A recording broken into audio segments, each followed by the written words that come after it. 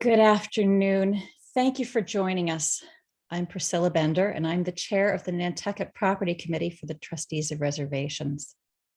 Several months ago, a number of us were lucky enough to meet in person on the Coskata-Coatue Wildlife Refuge for a rather dramatic tour of some of the sites involved in the Coastal Resilience Project.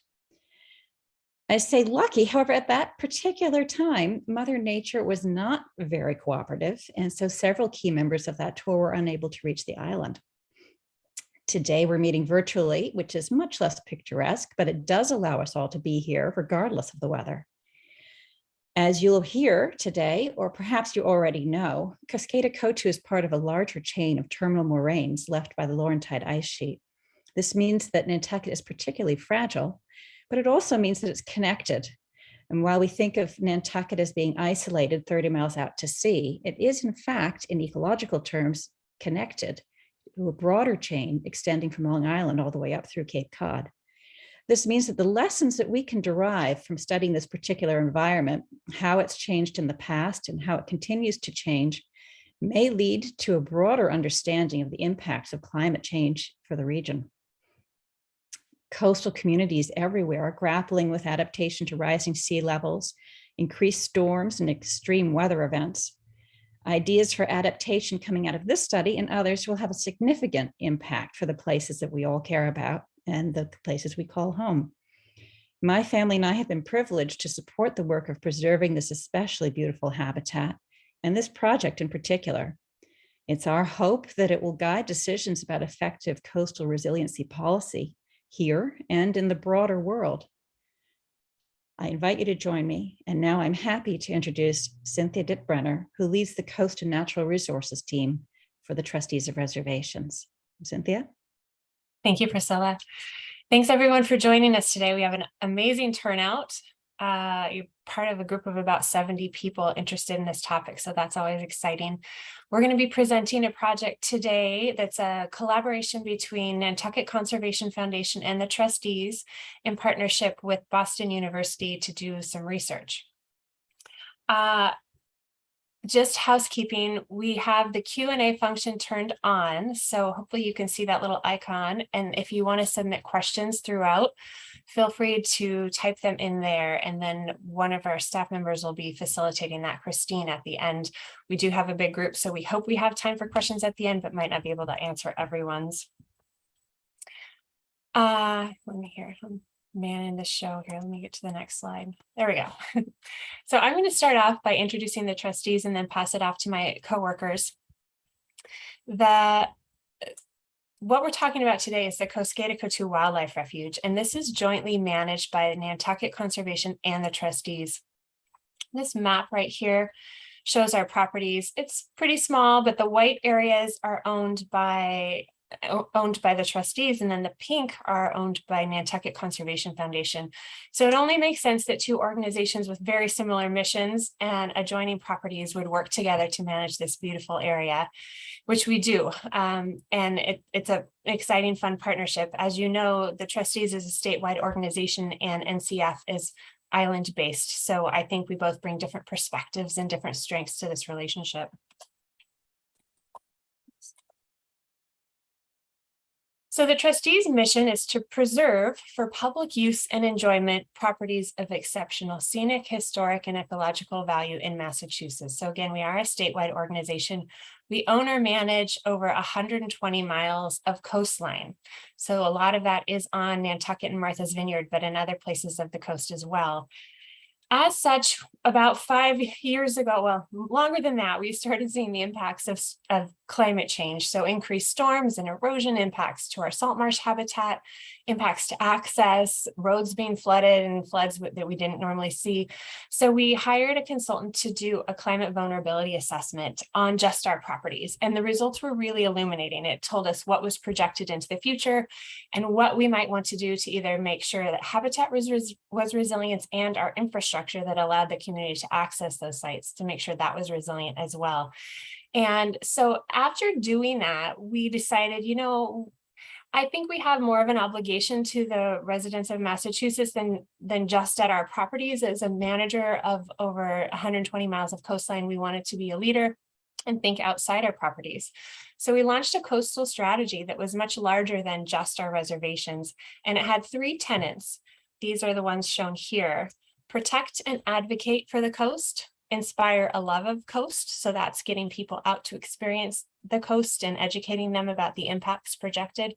And then a focus on our most vulnerable places. So identifying those areas that were subject to change, where they could have negative impacts, and are there things we can do to make them more resilient? So we'll talk a little bit about that today.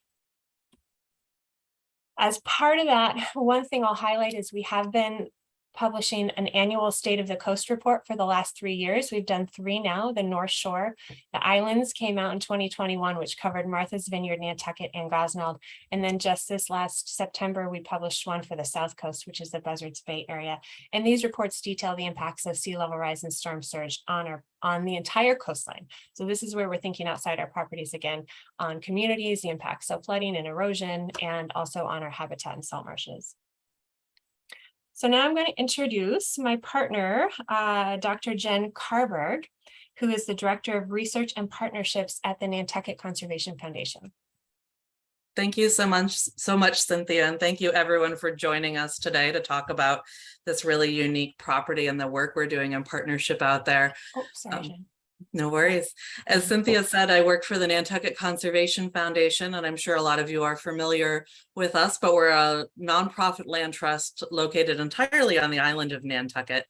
And our mission is up here on the slide, but it's really to maintain the unique ecological nature of the island, to preserve what Nantucket is through permanently conserving and maintaining land and managing our natural areas and habitats, as well as encouraging that appreciation of the island. Towards this mission, the foundation owns over 9,000 acres on the island. That's about 1/3 of the island. And of course, a significant amount of that property is coastal area, barrier beach, salt marshes, dune fields, the unique habitats that are out on the Coskata-Coatue Wildlife Refuge.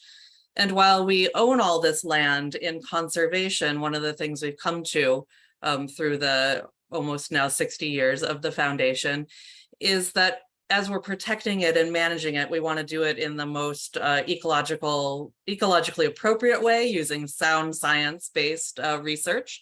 And so the foundation actually has an in-house research department where we have scientists that are out studying our properties and helping understand the ecology and the resources that we have here on Nantucket.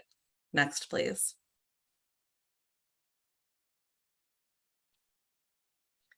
And in recent years, we've really kind of launched our coastal ecology research program. And this comes from the fact that we do own a significant amount of coastal land. Of the approximately 1,600 acres of salt marsh on the island, we own about 1,200 of those acres, which means that looking at salt marshes and other coastal areas is really a high priority for us. Some of the tenets of this coastal ecology program that we're working on is to quantify coastal habitat health, actually look at current health, assess vulnerability and risk around the island, and identify ways that we can increase resiliency, particularly using natural habitats. Understanding the vulnerability and the risk of climate change impacts to our coastal areas is really key to providing resilience to the entire island. And we'll go in and look at the refuge here. And as you look at any photo, you'll see it really protects the harbor of the island. So working with the trustees and other partners, including Boston University, Woods Hole Group, to think about how we can improve resiliency on a property like this is really key to how we protect the resiliency of the entire island. Next slide, please. And this work is important now because we're already seeing the impacts of climate change on island. Sea level is rising, particularly in New England, and at faster rates than it has historically. This graph you see here is a model based on tide levels recorded in Boston Harbor that show historic and then future possible sea levels usually recorded at higher high tides. And these different scenarios are based on how we mitigate fossil fuel usage in the future, what our greenhouse gas emission scenarios look like. And as you can kind of see, even looking at the bottom line, regardless of how we change our fossil fuel use, we're still going to see higher sea level in the future. Next slide, please. And this is a graph similar to the previous, just a little bit different. We use this graph on Nantucket a lot, and actually our coastal resilience plan for the island is based on the numbers within this scenario. This model was created using data from Nantucket's local tide gauge, and the larger numbers called out on the side are actually conversions of sea level rise in feet. This shows what we can expect in the future using models of sea level rise on island. And as you can even see at the most extreme level, 6 feet of sea level rise is pretty significant, particularly when we think about a low elevation barrier beach such as the refuge. If you add in storm surge to that, the increased water that comes from larger storms, we could have even more water moving across the refuge. And as you know, out on Nantucket, we get a lot of our significant storms coming from the northeast, which hit that east beach of the refuge. Next slide, please. And then I'd of course be remiss to not point out that in addition to sea level rise, erosion is a significant climate change factor, particularly out on the refuge. They're happening hand in hand, and we have long-term trends showing how that erosion is happening out here on the island, and particularly that east beach of the refuge is where we see a lot of erosion. Next, please. And because both the trustees and the Nantucket Conservation Foundation really have this strong investment in the refuge and wanting to understand our coastlines and coastal resilience, we've collaborated with a consultant, the Woods Hole Group, to help do an analysis of the refuge, assessing some key points that we identified as vulnerable and helping think through and project some of the solutions at 4 sites across the refuge. Next, Cynthia. And this is to you. All right. Thanks, Jen. So I am going to introduce now Sophia Tigges. Sophia is a second-year PhD student in the Boston University Department of Earth and Environment. Their research in coastal geomorphology examines the influence of climate change on marsh and beach resiliency. They investigate topics such as the increase in storms and sea level rise in context of sediment transport in salt marshes. Before starting at BU, Sophia worked as a marine science educator on tall ships and a survey tech in the NOAA fleet. Sophia, all you. Thank you so much, Cynthia. And hi, everyone. Thanks for having me today. I'm so excited to talk to you about my work on the Coskata-Coatue Wildlife Refuge. So Cynthia, you can go ahead to the next slide. So to introduce my work, I wanted to briefly outline the main points of my study. So firstly, in terms of objectives, I'm going to quantify sediment transport, which means that I'm going to determine in terms of hard numbers, the amount of sediment that's being eroded or deposited around the refuge. And I'll also create a hydrodynamic model, which means that I will run computer simulations that will show patterns of sediment movement around the refuge based on several different wave, wind, and sea level scenarios. And finally, we'll use all of this information to make projections about the future of the refuge's coast, which will in turn allow us to suggest some concepts for management projects. So all of these objectives focus on those 4 potential breach sites that you saw in the slides earlier. And then in terms of methods, you might be wondering how I'm going to achieve all these objectives. And we really emphasize field work, which means that we spend a fair amount of time on the refuge measuring the physical landscape. We do present day monitoring over the short term, and we collect data that tells us about the history and formation of Coskata-Coatue, and we use this data to inform our computer simulations. And we also use our contextual knowledge when working on 3-dimensional landscape analyses using geographic information science, or GIS. You can go to the next slide, please. Now, I find that when I talk to people about my work, it can be really hard to visualize what I'm actually doing out there. So I wanted to take a little bit of time to show you what my work actually involves. So first off, I wanted to show our field-based monitoring. The picture in the top left, those show our real-time kinematic GPS surveying system, or our RTK system, which sounds really fancy, but basically it's just a highly accurate GPS on a stick.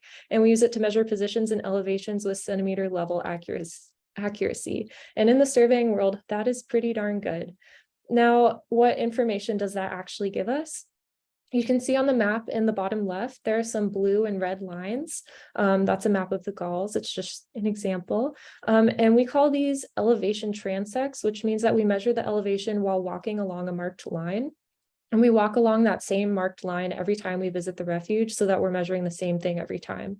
And we position these lines so that several of them cross, which gives us another dimension of information and shows what's going on both perpendicular to the shoreline and also parallel to it. And from there, we can plot the land surface elevation that we measured along those lines. And that's an example right there in the bottom right of the slide. And then we can compare these elevation profiles through time to see how fast the land is eroding or building up. And this gives us an idea of what's happening seasonally or with storms. And just a heads up, you'll be seeing a lot of these elevation profiles throughout the presentation. So I just wanted to take a minute to explain what they actually were. You can go ahead to the next slide. And just as it's important to conduct ongoing monitoring to tell us what's happening right now, we also need to understand what went on in the region in its past. And as Priscilla mentioned, New England has a glacial history, which means that sea level has actually fallen and risen dramatically through geologic time as water has been taken up and released by freezing and thawing ice. And so this is particularly interesting for us right now, because as sea level rises due to climate change, we can look at what past sea level rise meant for the Coskata-Coatue system. To do that, we use ground penetrating radar, or GPR, to collect images of the layers of sediment that lie below the surface. And you can see us dragging that big orange GPR unit on the left. It is pretty heavy, especially if you're dragging it through sand. And this way we can see how these layers built up or eroded away, giving us an idea of how the system formed and changed through time. And you can see an example of that data in the picture in the middle. Those different lines are different layers of sediment that you can see below the surface. We also collect core samples, which means that we use an auger to bring up layers of peat, mud, and sand in our areas of interest. For the most part, we take marsh cores. And by seeing the composition of these layers, we can infer the type of environment that existed at that location back when the layer was deposited. So you can see an example core there on the right, that's from the Haulover marsh. You can see that it's peat overlying sand. So that tells us that the previous environment that existed there was a sandy environment and the marsh built on top of it. You can go ahead to the next slide. All right, next up, we have our modeling efforts. So again, our models simulate how sediment moves around Coskata-Coatue under a variety of wind, wave, and sea level rise scenarios. And this way we can see how patterns of erosion and deposition depend on all of those environmental conditions, which will allow us to make future projections about what the system could look like. We collect sediment samples and do grain size analyses. This means that I take a handful of sand, take it back to the lab, and run it through a set of sieves to see how big or small the sand grains are. And though it seems simple, this can tell us a lot about the wind and wave energy that transported those sand grains to where they are today. Here on the left, I've mapped the average grain sizes taken along the eastern shore, and this information will help us see whether our model is on track in terms of the energy that it calculates for wind and waves, which is what's going to carry the sediment around. And then on the right, we see a general schematic of the known pattern of sediment moving from the east up and around Great Point and then down along Coatue. So that should look pretty familiar with those patterns of erosion and accretion that we've seen in the previous slides. You can go ahead to the next slide. Okay, finally, we have our three-dimensional GIS analyses for landscape change. And we've mentioned the Woods Hole Group report, and they did a lot of two-dimensional shoreline change analyses, which is shown on the right. Again, that pattern of erosion on the eastern beach and then accretion around on the other side of Great Point and on top of Coatue. And here I'm showing my work on the left, which takes a bit of a different approach. And instead of looking at area like Woods Hole Group did, I'm looking at land volume. So that third dimension is important because not only do we want to see whether the shore is growing or receding, but we also want to see whether sediment is being gained or lost from the total system altogether. So through these analyses, I can calculate a sediment budget for the system, which means that I can look at the total volume of all the material that makes up Coskata-Coatue and see how that changes over time. And then with all of this in mind, this finally brings us to our virtual site tour. So you can go ahead to the next slide. All right, and we're using this really cool 3D like virtual tour, which is available on the trustees website, and it has some lovely narration over it. So you can check it out on your own, but this will really show you what each of these sites looks like if you want to visit it in person. So right here, we're at our first site, which is the Haulover. And you can see that it's a low-lying, beachy, marshy area. And management concerns here are going to be breaching and then marsh expansion into the roadway, as well as storm overwash. And here to address these concerns, I'm conducting elevation monitoring, and vegetation surveys. All right, we can go ahead to the next slide. And just to give some background, I wanted to show the historical breach that occurred at the Haulover in December 1986 during a storm. This is shown here on the right by a historical nautical chart. And this breach remained open for about 10 years and then closed, which really shows just that this area has a very dynamic history. On the left, we have the Woods Hole Group shoreline analysis. And I just wanted to point out the present day shoreline, which is shown in black. It's pretty faint, but you might be able to see it. And then take a look at the 2050 shoreline in orange. So you can see that this area dramatically narrows given the projections for sea level rise by 2050. And in green, we see the 2070 shoreline, which shows that the narrow area will be completely flooded over by 2070. And so this all really emphasizes the concern that we have for this region. You can go ahead to the next slide. So my group is doing elevation profiles and vegetation surveys in this area, as I mentioned, and the vegetation surveys will help us keep tabs on the extents of the marsh because marsh vegetation only grows in very specific zones of tidal flooding. So you can see on the map that there's a really little green line and a really little yellow line. You can barely see them, but they're there. And those mark the extents of certain types of marsh vegetation that are characteristic of different tidal zones. And you can also see this long blue line, which is our elevation transect. And so in the graph on the right, that translates to that blue line there. So that's that elevation profile I was talking about. And you can see that compared to some 2016 and 2018 data, which are going to be those orange and green lines, that the elevation of this area has gone down by about 20 centimeters. And that's a very dramatic change for a low-lying coastal area such as the Haulover. So again, we're continuing to monitor this area, but it seems like the elevation has been decreasing. So you can advance to the next slide. And now I'm turning it over to Diane Lang, who's the trustee's property manager of the Coskata-Coatue Wildlife Refuge, to ask her for her observations on a day-to-day basis.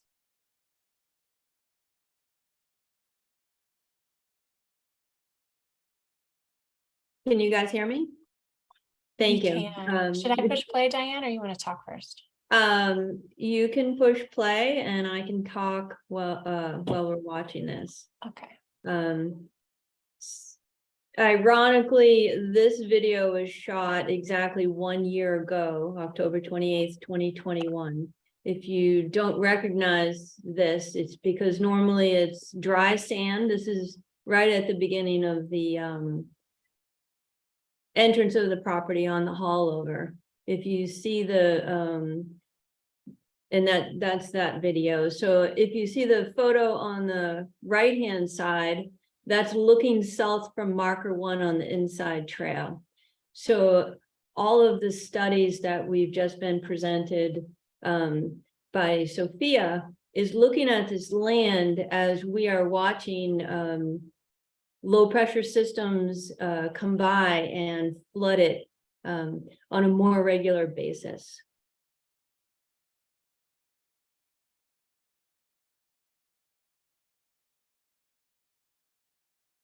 I think we're going back. We're going back to Sophia now.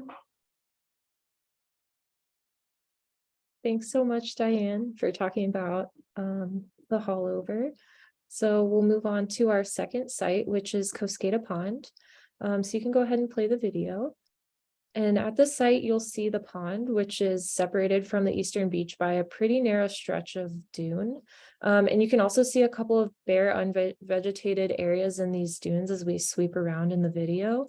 You can see them at the bottom there. And those extend all the way from the pond edge to the beach in some places. So concerns here again are going to be breaching, marsh encroachment, storm flooding, and roadway obstruction.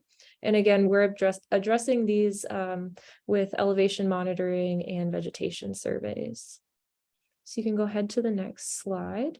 So again, I just wanted to show those bare unvegetated sections of the dunes. They lead from the pond edge to the beach in some places.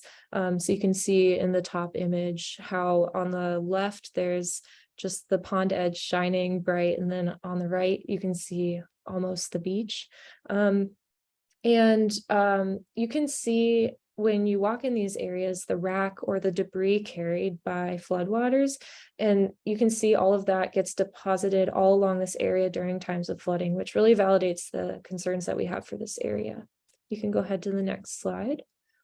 And then briefly again, we're going to look here at the shoreline. So we see a pretty dramatic narrowing from the present day shoreline shown in black to the 2050 shoreline in orange. And this doesn't leave very much area between the low-lying pond edge and the Atlantic Ocean. So again, we're very concerned about this area flooding or breaching. You can go ahead to the next slide. We actually have 2 monitoring sites at Coskata Pond, and the first one is one of those bare unvegetated areas of the dunes, so that's shown in the map on the left. And you can see the red transect line on the map, which corresponds to that upper graph on the right. And here the blue line corresponds to the blue line on the graph. Corresponds to my measurements from December 2021, and the bright purpley pink line corresponds to my measurements from March 2022. So the difference between these lines really show the elevations before and after the storm season. And you can see here that in 2021 and 2022, the elevations are actually pretty close to the 2018 elevation, which is shown in green. But don't be fooled. What we're really seeing, if you look at the right-hand side of the profile and also the profile below that runs across the area, is that the dune is receding. So while we're maintaining elevation along the slope, that dune barrier between the low-lying pond edge and the Atlantic is really narrowing, even over the course of a storm season. And then on the bottom here, there's just a little diagram of a potential management solution, which would involve like oyster reef installation in marsh nurturing in Coskata Pond. So something like this could buffer the sandy erodible pond edge from storms, but it would also help to build up this area and make it more robust to the climate pressures that it's facing. But again, this is just an idea for now, but it could be a potential project. You can go ahead to the next slide. And then moving on to our second Coskata Pond monitoring site, we really see the same thing. So this is through another bare spot in the dunes. This one is a lot narrower, like at a lot narrower place on the beach, but it sits overall a little bit higher in terms of elevation. But again, as we see in the top graph, which corresponds to the red line on the map, that the 22 elevation profile shows the dune receding over time, again, narrowing that barrier between the pond edge and the Atlantic Ocean. So we can go ahead to the next slide and turn it back to Diane.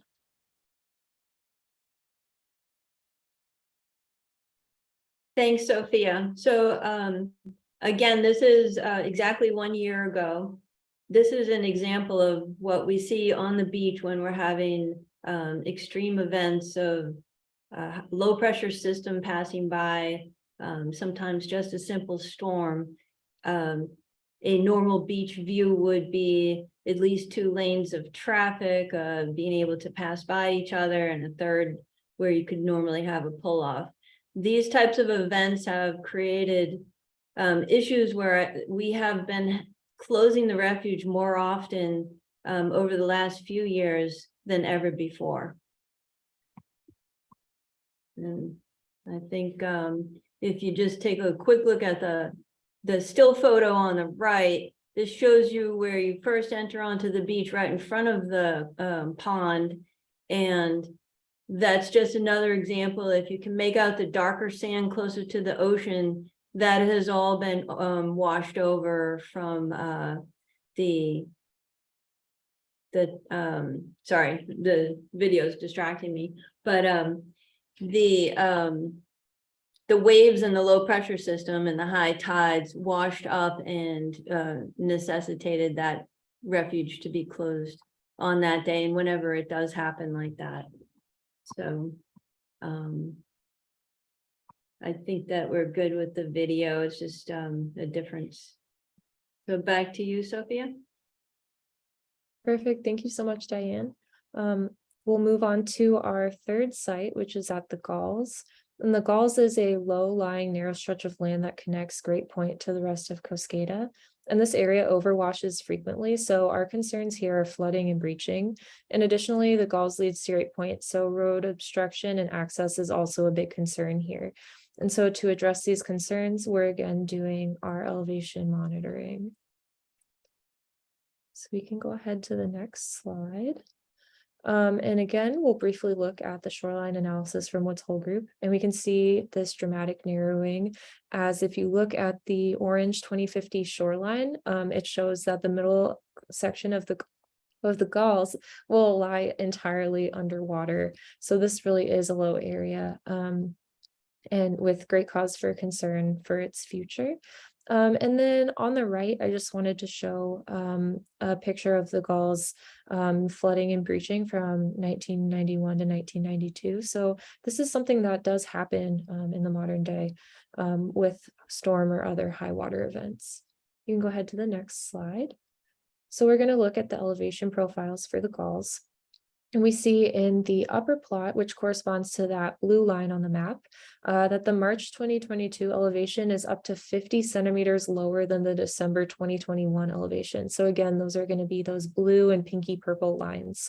And that really shows, again, the effects of the storm season. So that's 50 centimeters or about 1.5 feet of elevation that's been lost from that middle and especially vulnerable section of the galls.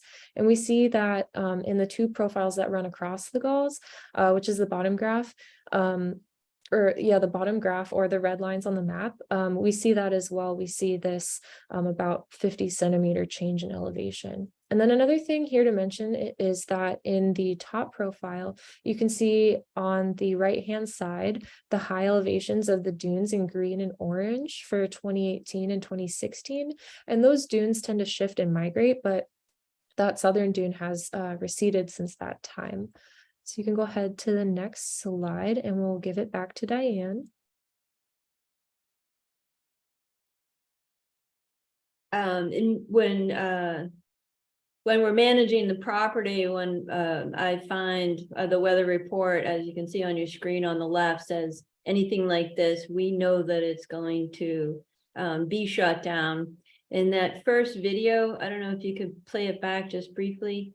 The first video was, sorry about that. Thank you.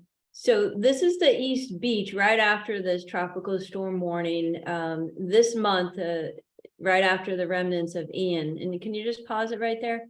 So when we see these low pressure storms on the horizon, we lose so much on the East Beach that we lost all our trails there. We had closure for about a week. And I think what we're seeing is evidence of these happening more frequently, just as it had been predicted in years past by the meteorologists studying climate change.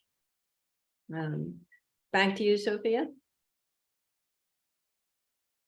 Perfect. Thank you so much, Diane. This, I guess, brings us to our last stop on the virtual tour, which is Second Point on Coatue. This is actually a really small spot between First and Second Point out on Coatue. And you can see that there is a very low-lying, bare, unvegetated spot right underneath the view in the center there. And again, our main concerns here are going to be breaching, flooding with storms, and then obstruction of the roadway. And again, we're conducting ongoing vegetation monitoring at this site. This site is a little hard to get out to if you're not an experienced over sand driver, but if you can visit it, it's very beautiful, if not a little bit stressful. But just keeping that in mind, we don't have as many data sets here because it's a little bit hard for us to get out to, but you can go ahead to the next slide. So the interesting thing about this site is that you can see the sediment that's actively being transported through here when you look at it. So in the image on the top, I guess that's the top right, you can see ripples that show how the water is moving and depositing sand throughout this little inlet area that's formed. That's that unvegetated bare area. And the technical term for these ripples is bed forms. That's just the geologic word for ripples in the seafloor or in the sand.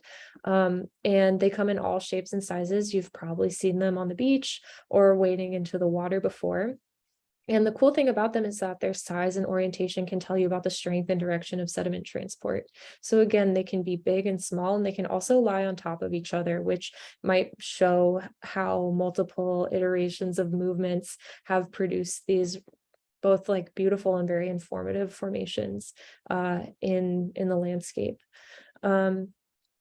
So on the bottom left, you also see the extent of the rack or the sea debris that's been deposited by flooding in this area and extends all the way into the roadway, which really highlights our concerns here, just the extent of it and also the amount of it. So you can go ahead and advance to the next slide. Like I said, we don't have as many data sets out here, primarily because of safety and access, but also because the data sets, the elevation data sets that we can pull from online sources, there aren't as many here as well. So Coskata was surveyed aerially, but not Coatue. So we only have 2 data sets here. We have the one from December 2021, which you can see in blue, and we can compare that to a 2016 elevation data set that exists. And you can see from all of the bumps in the graph, as expected, this area is really dynamic. So what we're seeing with all those bumps is actually some of those really large scale bed forms or ripple features in the profiles, but again, at a very large scale. And from these profiles, it looks like the elevation is more or less remaining steady. Again, we'll incorporate more monitoring measurements as we obtain them. However, even though it seems pretty steady, we know that the shoreline is receding. So again, that brings concern for flooding and breaching in this really low-lying area. If the shoreline is moving back, we have less area between the Nantucket harbor side and then the Nantucket Sound side. And then we also have that issue of all the rack in the roadway. So again, this area is low lying and it does bring flood, which will restrict access during high water events. So that really concludes my portion of the tour. As I've said, we are conducting this ongoing monitoring and we will be starting the modeling part of our study very soon. So I'll go ahead and pass it back to Cynthia. Thank you, Sophia. I'm going to very quickly just talk about next steps and then we'll open it up to questions. So and NCF and the trustees have been talking about these vulnerabilities for a while. Like Sophia said, we had the Woods Whole Group study, and now this work that they're doing with BU is adding to that, helping us get a better understanding of what the vulnerabilities are, but also what we might be able to do in the future. So our 2 organizations work closely together to do 2 things. One, to make sure that how we're managing the property is not negatively impacting resilience. And 2, to think proactively at these specific sites and are there projects we could do here to improve resilience. So that first thing I mentioned, which is management, largely has to do with minimizing the impact of visitors on these vulnerable ecosystems. So we think about how can we minimize the impact of both vehicles and pedestrians on these vulnerable dunes, on the beach grass, and on the salt marshes, because if we can do that, that'll ensure that we have access to these beaches into the future. That vegetation in particular is what's holding everything together. And then the second thing is we're looking specifically at these 4 sites, but we've really narrowed it down to the Coskata Pond and Haulover as being the highest priority. We recently jointly submitted a grant to a federal funding source to get funding to do both a feasibility and initial design for potential intervention projects at those 2 sites. And so through that process, if hopefully we get that funding, we will be engaging the public and asking you what your thoughts are as we come up with different potential designs for that. So that's all I have. Thank you so much. If the speakers would turn their videos on, then Christine was going to facilitate some questions if we have them. Yes, if anyone has any questions, please take a look at the bottom of your Zoom window and there's a Q&A icon. I know we've been answering some of these as we've been going, but please feel free to ask a question using that Q&A button. It should be in the bottom of your Zoom window. There's no way everyone understood every word Sophia said. It was very technical, so I'm sure you have questions. We have one here, Cynthia, from Okay. Toby. He's asking, on the vineyard, the trustees engaged in large-scale dune building. Is this the only option for Coskata-Coatue, or are there other options? I can take a stab at that, and then Jen, feel free to jump in. So on the vineyard, that project that I think it was Toby you said it was talking about was at Norton Point, and we were very fortunate because there are dredge projects being done on Martha's Vineyard. And so there is a local and not very expensive source of sand. So that project did protect some habitat, but it was largely put in to protect access to beachgoers at a very important access point to Norton Point. The conversation out here on Nantucket is a little different. There are not very many sources of sand. It's incredibly expensive. So when we start looking at the cost benefit analysis of projects where you're putting sand on either the dune or on the beach, which are called sand nourishment projects, the cost benefit doesn't work out quite the same when we talk about spending $1 to $2 million on a nourishment project that is projected to last less than 5 years. It starts to become a harder conversation. So one of the things we are talking about, in which I hope we get this federal funding, is what are some innovative approaches we can take that are what we call nature-based solutions that work with nature, learn from the natural processes of nature to build resilience. And so Sophia mentioned one of those briefly with the oyster beds. And Jen, you can talk about the work you guys did at Pulpus Harbor maybe, but we're talking about maybe on the backside of some of these barrier beaches, doing work to slow water, to build sediment and build salt marshes on the backside. But at the same time, we're also working with the town of Nantucket because we don't know exactly what a breach at one of these places might mean for the harbor. If all of a sudden you have ocean water exchanging with the bay or the harbor, that could have pretty significant impacts to the waterfront there, wave energy, erosion, and just the level of the water. So I will say that we're trying to be a good partner. We recognize that the town of Nantucket is protected by our wildlife refuge. And so if there was a significant risk and beach nourishment or dune nourishment was the best way to address that, we would definitely work in partnership with the town to explore that. Yeah, that was really great, Cynthia. What I'd add to it really quickly is I think we could do some really good dune restoration creation projects out on the refuge in the areas that aren't quite as high intensity as the East Beach. So thinking about out at the Second Point or a little more towards the harbor.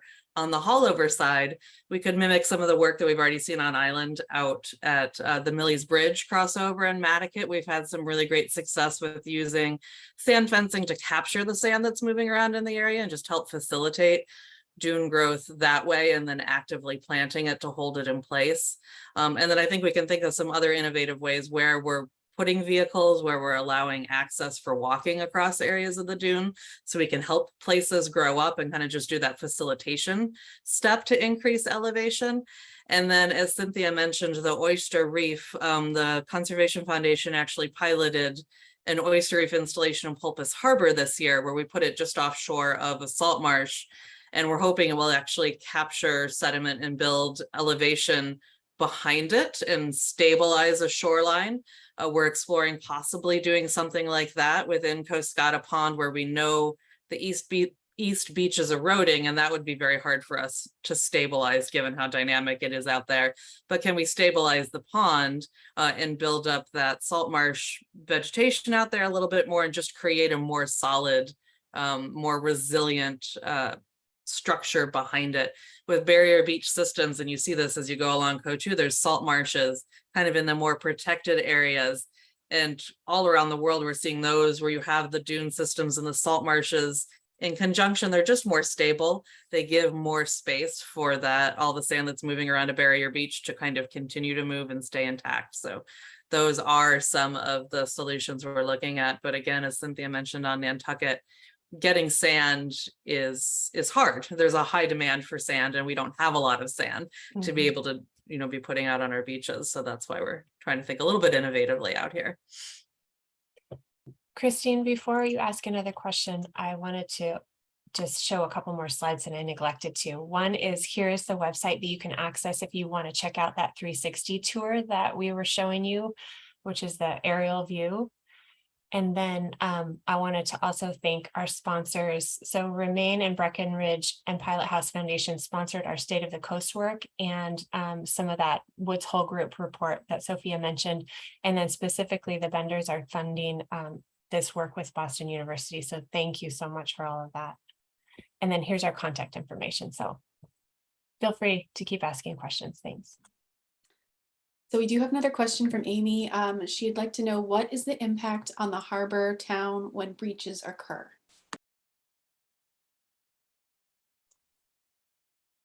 Jen, you're being quiet. I don't have to be. And I don't I'm actually know what the impact was in the previous breaches. Do you know? I mean, I know what we projected, which is increased flow between the ocean and the harbor would mean changes in tides, maybe higher water levels, possibly more wave energy, and so more erosion. But I don't know specifically on the town. Right. And I don't know that we necessarily have data from all those historic tides at that point. I think one of the things that we're thinking about with the breach out here is that if it happens during a storm, we might see more storm impacts coming into town. You know, most of our larger impact storms are really those nor'easter storms. That's that direction of storm surge. And as you move across the harbor, town is what's really in the direction of that if something happens to the protection that the refuge is providing. Some of the things we don't know and some of the stuff that we're going to start to learn from research is if there's a breach, how long does it stay open? Would that be something that's permanent that we would see, or would it just be something that's periodical? If it's periodical, that might not be such a massive impact to town. But if it's a breach that opens and would stay open through erosion and rising sea level, then we would just really see a shift to what that barrier, that buffer of the refuge is to the rest of town. And I don't know, Sophia, if you have anything to add on that. Yeah, do you? Yeah, part of the modeling too can look at the effects of potential breaches. So the one at the Haulover is always kind of a contentious one about like what's going to happen to Nantucket Harbor, because I've heard a lot of different things. But in general, with breaches, when they occur, they do need forces to maintain the opening. So whether or not, like Jen said, that just is flooding that occurs and the opening is just the fact that that area of land is now underwater, that's a potential like future for a breach area. Another potential future for a breach area is that it actually closes up. So like that one at the Haulover, if there are no forces that kind of maintain that opening, so in that area in particular, we have those currents running up the eastern side, that'll just close up that area. But again, too, the future is a bit uncertain with different sea level rise scenarios. But the cool thing is that we can actually purposely model all of those breach scenarios and then be able to project potentially what could happen with that.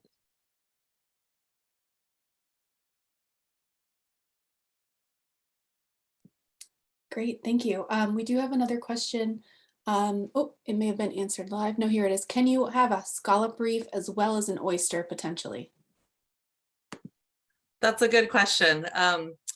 So oysters attach to a harder structure, and that's where they, want to live their entire life. So the oyster reef itself is putting in that structure that provides the resiliency for the shoreline. And then it's an added benefit of oyster habitat to have the oysters then populating it and living on it and improving water quality. But we could do, or somebody could do, restoration of eelgrass in front of or adjacent to where that oyster reef is as we're improving habitat. And then the scallops would be using that eelgrass. That's more their habitat as opposed to a solid reef structure. But, that could be part of the restoration out there. And I know that there's a scallop restoration going on in other places around the main harbor.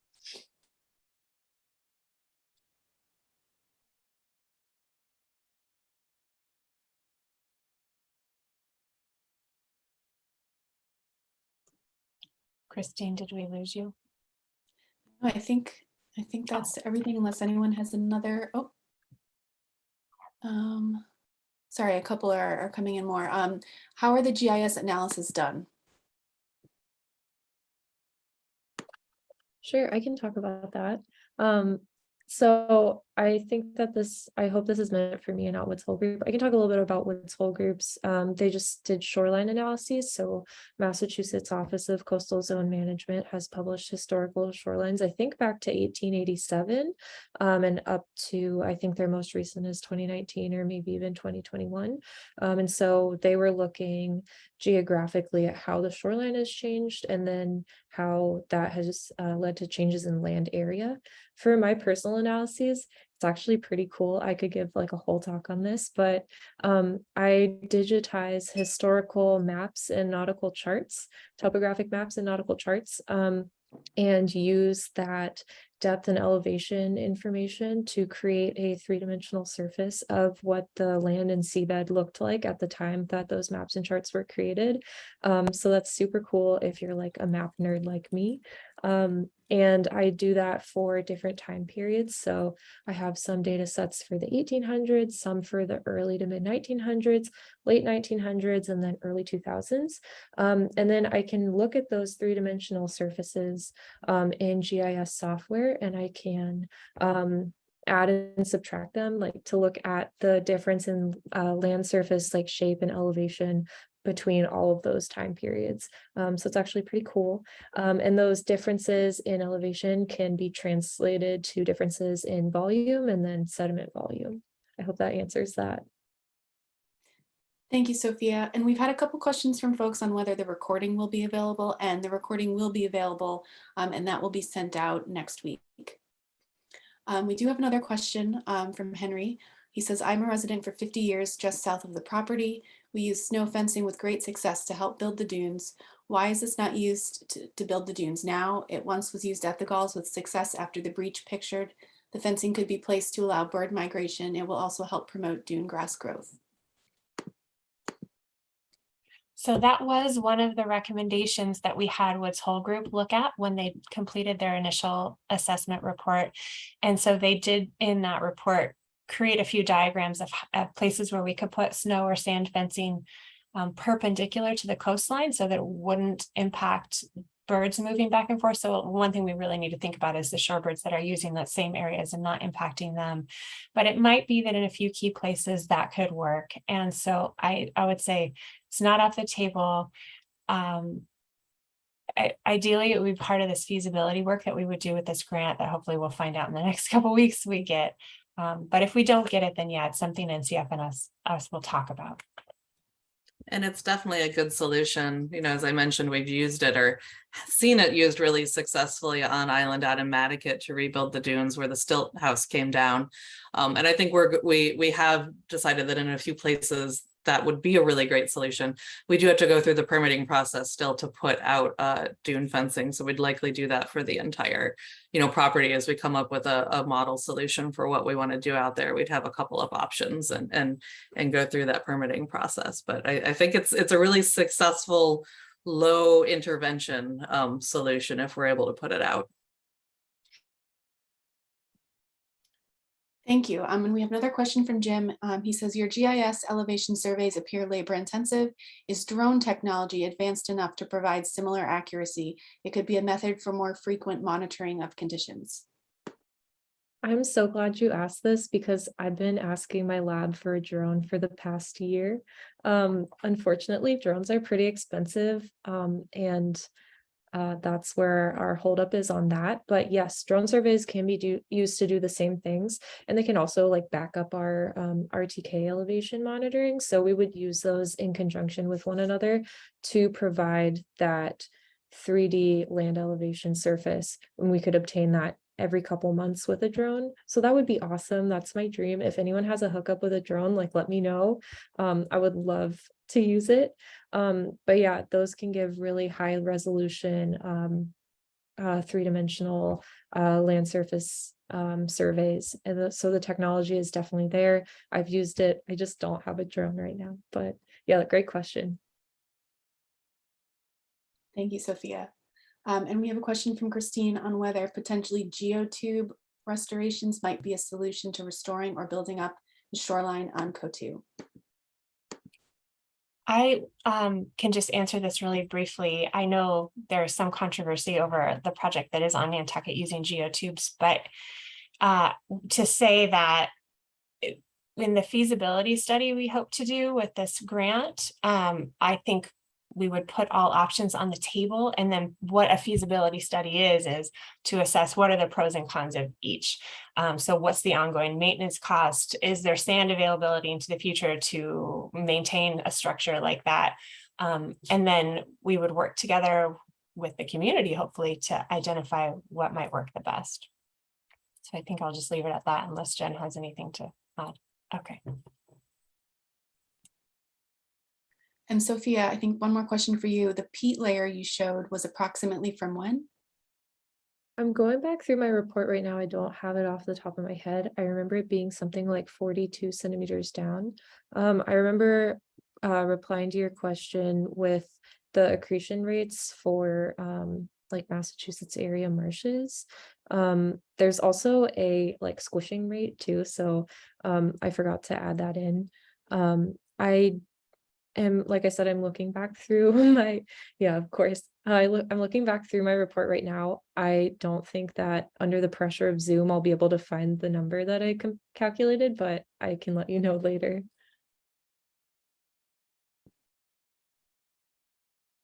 Thanks, Sophia. And I think that looks like our last question, unless anyone has a final in our last 2 minutes that they want to pop in the Q&A. But back over to you, Cynthia, for closing remarks. Have a great day. Is that my closing remark? Thanks everyone for joining. And again, feel free to email us or check out these websites. The first one is our website, and then specifically this after the hash is it sends you to a place that focuses on Nantucket, but you can also back out and look at our other work on the coast. And then the second website is for NCF. So we'd love to hear from you and look forward to continuing to engage on the refuge and decisions we need to make in the future. Thanks so much.